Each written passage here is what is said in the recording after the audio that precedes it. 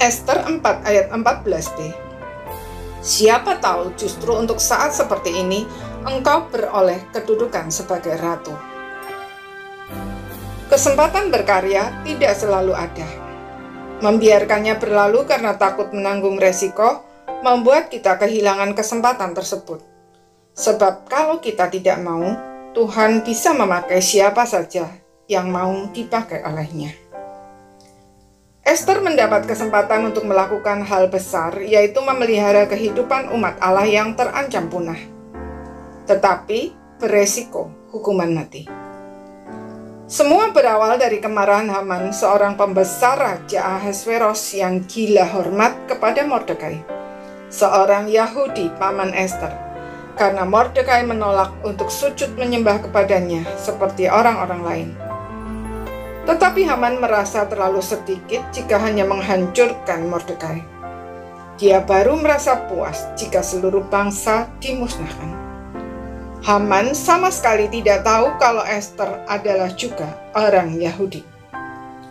Maka dengan licik Haman memprovokasi raja dengan fitnah dan suap untuk mengeluarkan undang-undang pemusnahan mereka. Padahal keberadaan bangsa Israel di muka bumi ini adalah dalam rangka menggenapi rancangan Allah akan keselamatan umat manusia dari dosa dan maut melalui Yesus Kristus. Maka tentu bukan kebetulan jika Ester yang adalah orang Yahudi bisa mendapatkan kedudukan tersebut dalam kerajaan Ahasveros. Jauh sebelum semuanya itu terjadi, Tuhan sudah merancangkannya. Namun Ester akan mendapat kehormatan tersebut atau tidak tergantung dari bagaimana dia merespon. Maukah dia menghadapi resiko hukuman mati itu?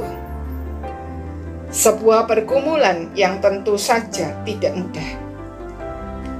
Puji Tuhan atas bimbingan Mordekai, akhirnya Ester berkata, "Pergilah, kumpulkanlah semua orang Yahudi yang terdapat di Susan dan berpuasalah untuk aku. Janganlah makan dan janganlah minum 3 hari lamanya, baik waktu malam, baik waktu siang.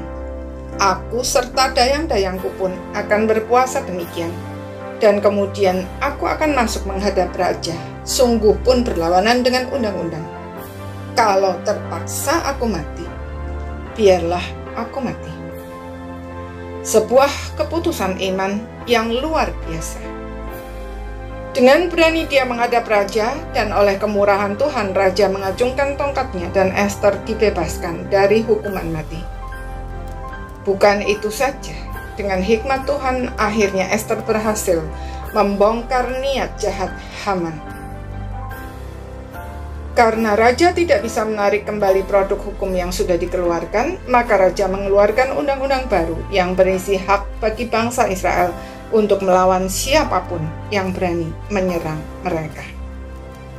Dengan demikian, bangsa itu bebas dari kepunahan. Seandainya Ester menolak untuk menghadapi resiko yang akhirnya tidak terjadi itu, maka dia kehilangan kesempatan yang amat sangat mulia itu. Saudara, Tuhan menciptakan kita semua secara unik dengan karunia dan pengalaman hidup, serta kesempatan-kesempatan unik dengan suatu tujuan yang semuanya pasti ada resikonya.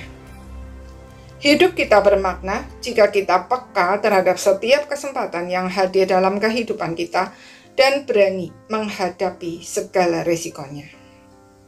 Tentunya dengan bersandar kepada Tuhan seperti yang dilakukan Ester. Karena itu, mari kita pertajam kepekaan kita untuk menangkap setiap kesempatan dan kuatkan hati untuk berani menghadapi resiko dengan senantiasa bersandar kepada Tuhan. Amin.